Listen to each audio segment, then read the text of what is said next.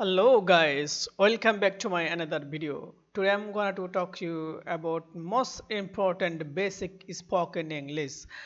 Without learn this English, you can't speak in English fluently.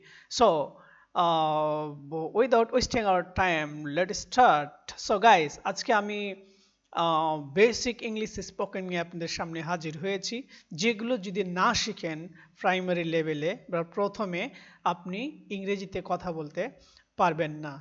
এবং এইসব sentence বা বাক্য আপনাকে অবশ্যই জানতে হবে, তাছাড়া আপনি ইংরেজিতে কথা বলতে পারবেন না। তো দেরি না করে চলুন শুরু করা যাক।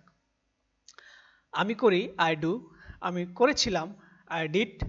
আমি করব, আই উইল ডু। আমি করছি, আই এম ডুইং। আমি করছিলাম, আই ওয়াজ ডুইং। আমি করতে পারি, I will doing, I will be doing. আমি করেছি, আই হ্যাভ ডান। আমি করেছিলাম, আই হ্যাড ডান। আমি করতে পারি, আই ক্যান ডু।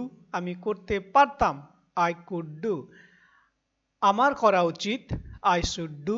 আমার করা উচিত ছিল, আই শুড হ্যাভ ডান।